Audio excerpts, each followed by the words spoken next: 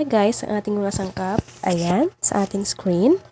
So, preview po natin, ayan po ang ating paboritong paa ng manok. First, ayan, gisahin natin ang bawang, sibuyas, at luya. Ayan, so kailangan natin gisahin talaga yan guys. Bakit ako may luya? Kasi gusto ko patanggalan ng lansa. Ayan, so ilagay na natin ang paa ng manok. Ayan, my favorite paa ng manok. Tapos, mix natin. Ayan. So, gisahin natin siya hanggang siya maging light brown. Ayan. So, kailangan talaga siyang ginigisa ko talaga ng ganyan, guys. Lagay natin ng isang basong tubig. Ayan. As sabaw niya. Ganyan. Pagkatapos niyan, guys, ay ilagay natin ngayon ang suka. Tapos, ilagay din natin ang toyo.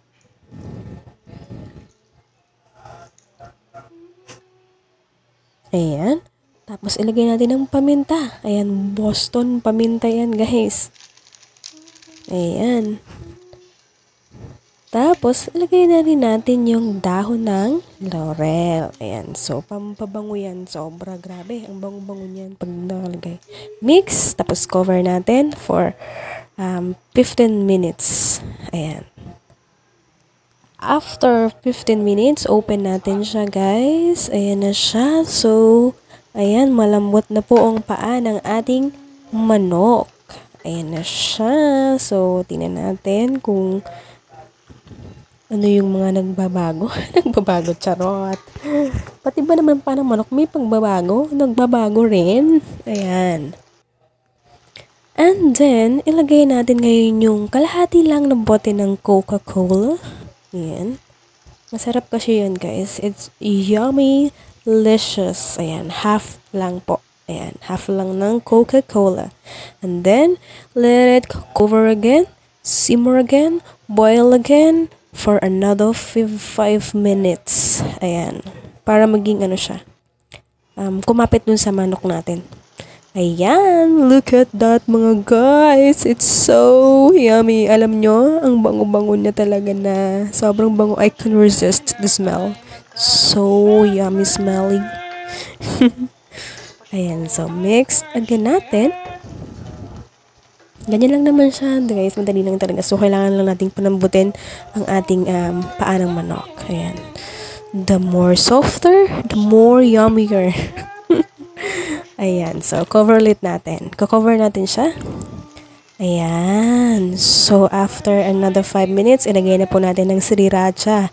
Ayan. Ano option na lang po yan, guys, kung gusto niyo. Ako kasi, gusto ko yan for spicy because I love spiciness. Ayan. Sobrang favorite ko yung mga spicy pudi. Ayan. So, mix natin siya ng maigi. Ayan. Ayan. After nyan ay i-cover natin ulit siya at hayaan natin hanggang mag-thick yung sauce natin. Pag nag-thick na yung sauce natin, kasi guys, malambot na po yung paa. So, wala na tayong problema dun sa paa. Malambot na siya kasi ang tagal na natin siyang pinakuluan. Ayan. So, i-cover lang natin para mag-thick yung sauce. Ayan. Unti-unti na nga po nag-thick ang sauce niya. So, kailangan pa nating i-cover pa. Hayaan pa natin ulit na mag-boil siya. Ayan.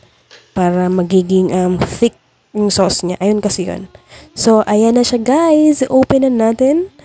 Ayan. So, nakikita yun naman, diba? Nakikita niyo yung mga buto-buto ng paa ng manok. Ayan talaga yung the best ever. Ayan. So, okay na yan guys. Ayan na yung pinaka-final. Thick na siya guys. Thick. At natikman ko yan. Masarap. Siyempre ako nagluto. Ayan, so time for plating.